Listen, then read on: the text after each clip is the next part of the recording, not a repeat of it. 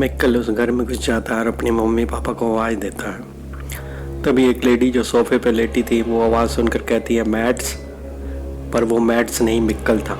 वो मिक्कल से पूछती है मैट कहाँ है। वो कहता है कि मुझे नहीं पता।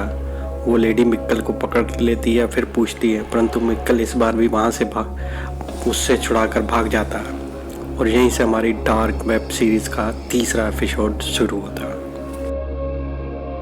एक लड़की साइकिल पे जाती दिखाई देती है। उससे एक पंछी मरा हुआ दिखाई देता है रास्ते पर। वो रुककर उसको उठाकर अपने बैग में रख लेती है। एक्चुअली में यह वही चार्लेट है जो 1986 में दिखाई जाती है। इसकी फ़ोटो ऊपर आप देख सकते हैं, जो पुलिसमैन ऑफिसर होती है। उधर टाइडमैन अपने पुलिस ऑफिस में बैठा होता है, तभी उसको फ़ोन आता है।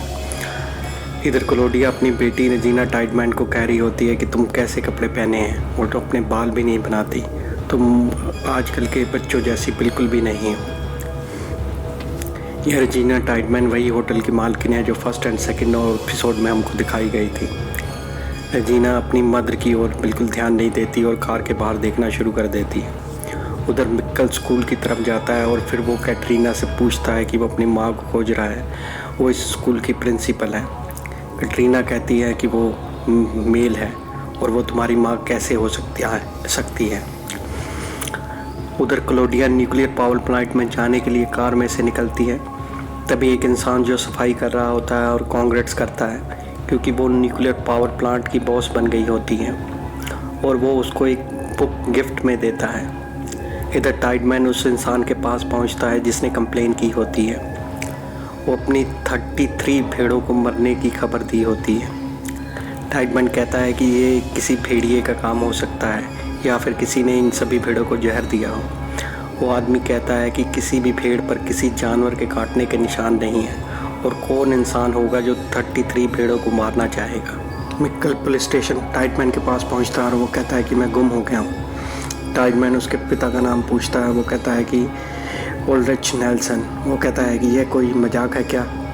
वो उसके गुम हुए भाई मैट्स का अभी तक कोई पता नहीं लगा पाया और वो उसके चेहरे पर चोट के निशान देखता है और पूछता है कि क्या ये ओल्ड्रिच ने किया है क्या। वो एक फ़ोन करता है, फिर मिक्कल को कहता है कि तुम यहीं बैठो, तुम्हारी देखभाल के लिए कोई आ रहा है। मिक्कल उसके जाने के बाद उसके टेबल पर बैठ जाता है और उसको एक रिपोर्ट दिखाई देती है जिसमें मैट्स के गुम होने की खबर थी। तभी ओल्ड्रिच और मैट्स की तस्वीर देखता है। तभी वहाँ पर उसको एक लाइटर दिखता है और वो उसको अपनी जेब में रख लेता है। कुछ देर बाद एक नर्स आती है और वो कहती है कि मेरा नाम इनस है और मैं तुम्हारी देखभाल के लिए आई हूँ। उधर टाइडमैन ओल्ड्रिच के घर पहुँच जाता है। घर की डोरबेल बजाता है पर उसका कोई जवाब नहीं आता, परंतु दरवाज़ा खुले होने के कारण वो अंदर चला जाता है। ओल्ड्रिच वहाँ लाउड म्यूज़िक पर वीडियो गेम खेल रहा होता है। टाइडमैन म्यूज़िक बंद करता है और पूछता है कि वो छोटे लड़के को पुलिस ऑफिस तुमने भेजा है। ओल्ड्रिच उसके पास आता है और टाइडमैन को कहता है कि क्या तुमने शराब पी रखी है क्या। तभी ओल्ड्रिच की माँ उसके कमरे में आ जाती है। ओल्ड्रिच अपनी माँ को कहता है कि देखो ये वही घटिया पुलिसमैन है जो मेरे भाई मैट की कोई खोज खबर नहीं लाया है। उधर टाइडमैन उससे पूछता है क्या भेड़ों के मारे जाने में भी तुम्हारा कोई हाथ है। टाइडमैन को कोई जवाब नहीं देता। वो फिर से म्यूजिक ऑन करके फिर से गेम खेलने लग पड़ता है। उधर डॉक्टर मिक्कल से उसका नाम पूछ रहा होता है और उसकी चोटों के बारे में पूछता है। मिक्कल उसको डॉक्टर को कोई जवाब नहीं देता। डॉक्टर नर्स इनस को फाइल देकर चला जाता है। इनस उससे कहती है जब भी तुम्हारा मन मुझे कुछ बताने को तुम बता सकते हो। उधर क्लोडिया पावर प्लांट के पुराने बॉस बर्नेट को कहती है इस रिपोर्ट में बहुत गड़बड़ है। वो मोटी सी फाइल उसके टेबल पर पटक देती है। वो बर्नेट उसको कहता है कि कभी कभी कुछ जानने से अच्छा कुछ ना जानना होता है। उधर चार्लेट उस मरे हुए पंछी की फ़ोटो बना रही होती है। उधर डॉक्टर उस पेड़ का पोस्टमार्टम करके बताता है कि इसके दोनों ईयर ड्रम डिस्ट्रॉय हो गए हैं जो सुनने का काम करते हैं और बहुत ही तेज़ साउंड से इस पेड़ के दिल की धड़कन बंद हो चुकी है। यूँ कहें ये हार्ट अटैक से मर गई हैं। टाइडमैन को बहुत ही हैरानी होती है और वो ये सोचता है कि 33 की 33 भेड़ें ही क्या हार्ट अटैक से मर गई हैं। उधर क्लोडिया बर्नेट के साथ एक जगह पर जाती है। वो उसको एक चाबी देता है और कहता है कि जो हम जानते हैं वो एक बूंद है और जो हम नहीं जानते वो एक सागर है। क्लोडिया उस दरवाजे को खोलती है तो उसे गुफा दिखाई देती है और रस्सी की मदद से वो उसमें उतर जाती है। गुफा के अंदर उसे बहुत से ड्रम पड़े होते हैं जिन पर रेडियो एक्टिव का निशान बना होता है। इधर इनेस मिक्कल को कुछ पढ़ने के लिए देती है और चल देती है। तभी मिक्कल उसको कहता है कि मैं फ्यूचर से आया हूँ। इनेस ये सुनकर थोड़ी हैरान हो जाती है। उधर टाइडमैन फिर से भीड़ वाली जगह पर जाता है, पर इस बार उसे मरे हुए पंछियों की बारिश उस पर होने लगती है। इधर हॉस्पिटल की लाइटें ऑन ऑफ होने लग पड़ती हैं। मिक्कल इस मोमेंट में हॉस्पिटल से भाग जाता है और वो गुफा की तरफ से फिर से अंधाधुंध भागना शुरू कर देता है। जो लाइटर उसने लिया था पुलिस स्टेशन से, उसकी रोशनी की मदद से मिक्कल गुफा की ओर बढ़ना शुरू हो जाता है। उधर वो बक्से वाली लेडी फिर से दिखाते हैं जिसके पास जॉनस के फादर का सुसाइड लेटर था।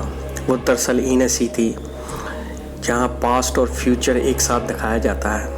उधर क्लाउडिया को बुक ओपन करती है जिसका टाइटल होता है जर्नी थ्रू टाइम। उधर उल्रिच गुफा की तरफ एक रोड लेकर जाता है। रोड की मदद से गुफा के अंदर वाला दरवाज़ा खोलने की कोशिश करता है। इधर मिक्कल गुफा में फिसल जाता है और उसके पैरों में चोट लग जाती है।